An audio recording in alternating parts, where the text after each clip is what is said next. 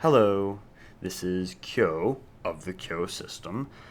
I have a couple of things that I've been thinking about lately that the previous episode that I made for this podcast, where I talked about thunderstorms, that I was reminded of, and reminded of rather distinctly, that I've been thinking about recently as a result. And I wanted to tell you about them because I thought you might find them interesting.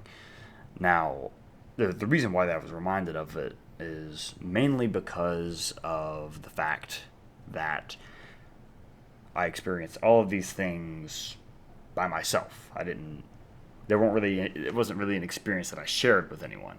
And not just in that sense, but also in the sense that they aren't really things that I've talked about. Mainly because I haven't had occasion to talk about them to most people, but nonetheless, they're things that I've largely kept to myself. And in a way, I feel like it's almost a shame, right, to just keep them to myself, even if they may not hold the same significance to anyone else that they hold to me. The fact that they hold such significance to me makes me think that, to sort of almost hide them away when you might be interested to hear them, any whomever who might be interested to hear them as well. I don't know. I don't really have any reason why I don't talk about them, and I feel like they've had enough of an impact on me to where I should share. The thing about it, these unshared experiences, is that I can't help but wonder, like, for instance, with the drive I was doing the other night when I was going through this thunderstorm, and so I was by myself when I did that, so, I could just get completely lost in the atmosphere and the tremendous power of it all. But what if I had experienced it with someone else? What if, like when I had gotten out of the car at the rest stop, if there was someone else there who had said something to me or was also looking up at the sky? Or what if I was not driving by myself, but I was driving with a friend or a partner or someone like that? Would it have had the same impact on me that it did? And it's hard to say because the experience would be. This is the kind of the crux of the issue is that a large part of why the experience resonated with me so much is because I could get so immersed in it. But if someone else was there, obviously I would have this shared memory that would still be very significant to me, and something that that I could then have perhaps as part of this, the growing together with someone else or something like that. That would definitely be very nice, but well, it's unclear just how much. What if my growth as a person, as an artist, and so forth would be different if I had someone else around for all of these things. Now, but enough about that. Let me just get to talking about one of the issues that or not issues.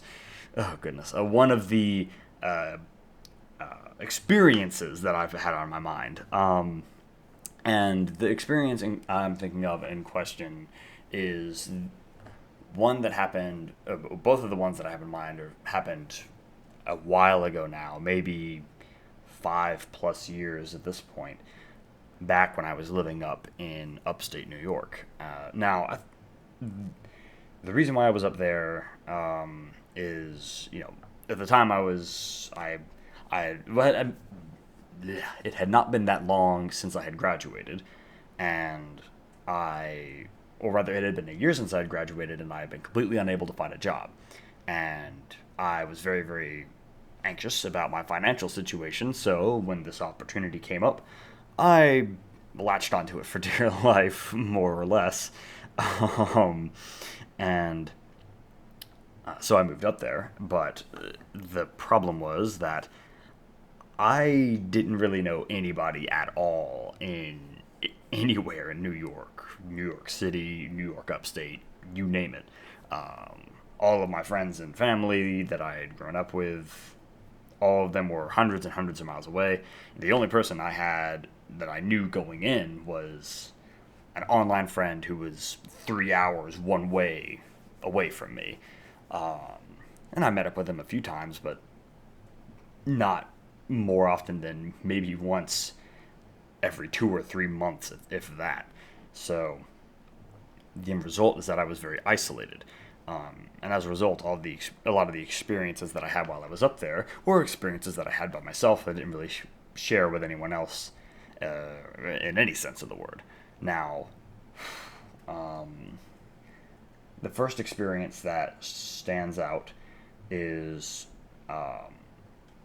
one that was all right. So the workplace where I was at the time was kind of out on this state road.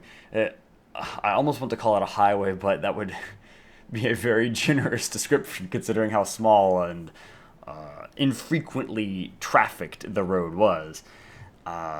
Where there was, like, because I'm guessing that the president of the company or whoever had managed to get a really cheap lot of land out there, and had this gravel or dirt, unpaved road going off of the little state road up to the building.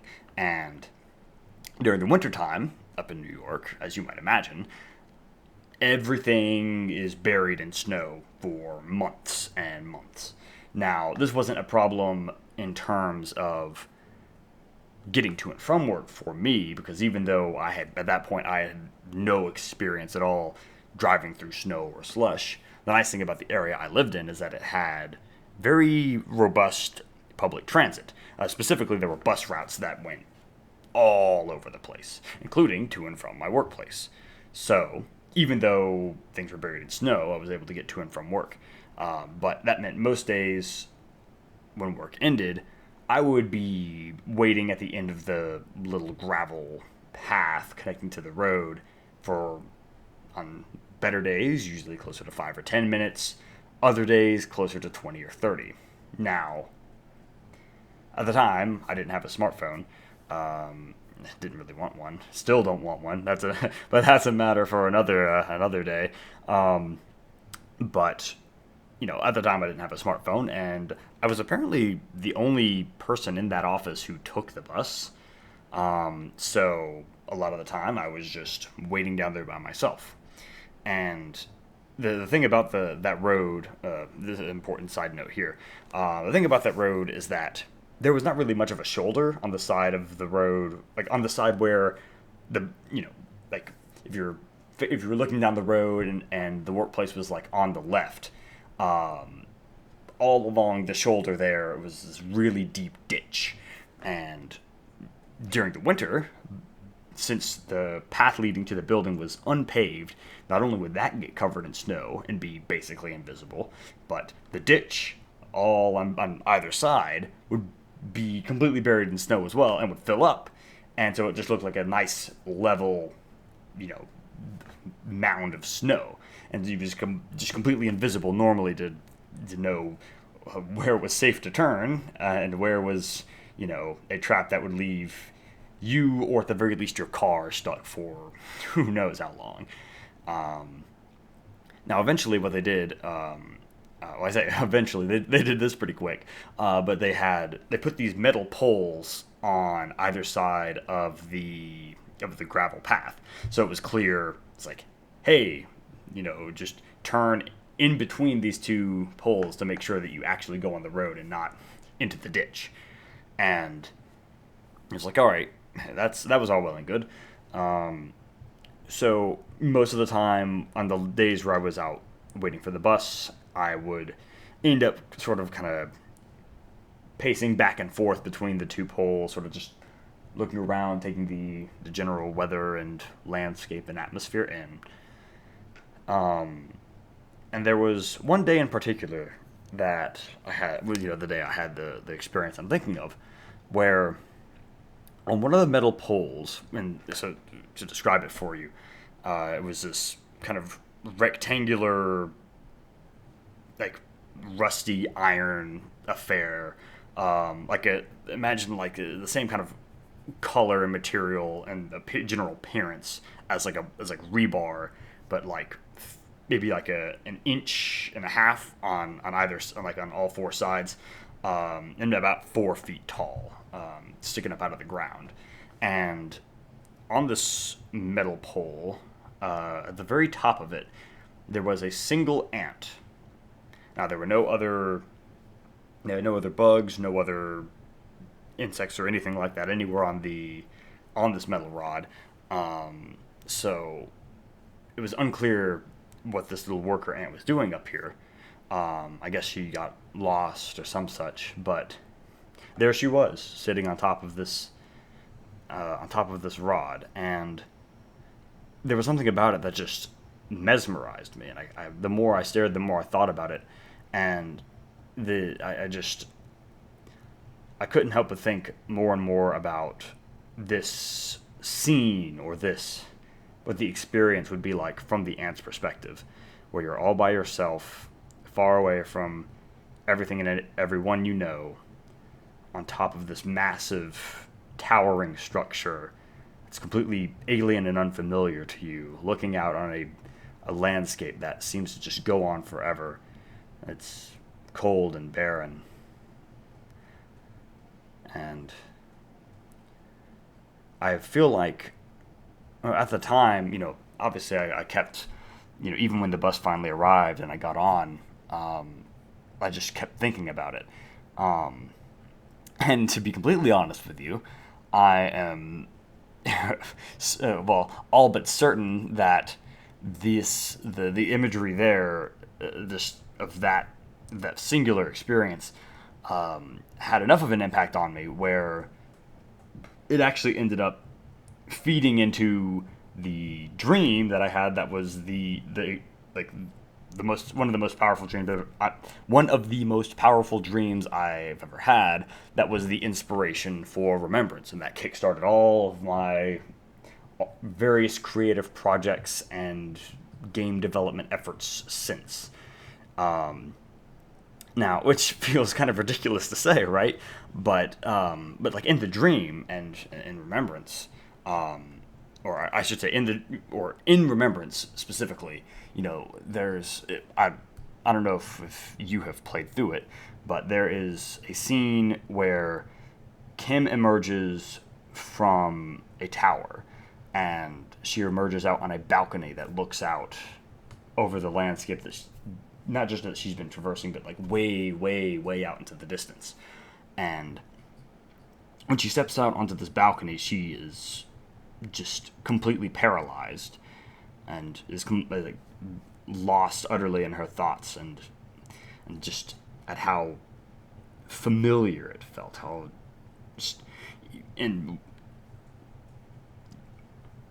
so much so that everything else that was going through her head, everything else that had been going on, all the things she had experienced there, all the memories that had been dumped back up on her, just all of that was just for a moment just wiped away, and she was just gripped by this scene, gripped by the atmosphere of it, and that feeling there, that because as the creator, I feel that scene, at least for me, was one of the most important scenes in Remembrance. So much so that when I eventually put together the soundtrack for it, I used that same CG that is displayed during that scene as the cover art, and I've used it. Have it as I still to this day have it as like my phone background, and used it in other places as well. And that same scene was the crux, the most important scene in the dream that I had as well. And I can't help but wonder if someone else had been present back when I saw that ant on that metal pole. Would it have had the same impact on it? Would it have had the same impact on me that it did when I saw it by myself? Would Remembrance have turned out the same way or happened at all if, God forbid, one of my coworkers or some such had been there? And I don't know. But this was something that I hadn't shared with anyone, I don't think. And it's a shame, but now I've shared it with you, and I very much hope you enjoyed hearing about it. And hopefully next time around I can talk about the other experience I mentioned that I did not get to talk about. But I'll talk to you then. Take care.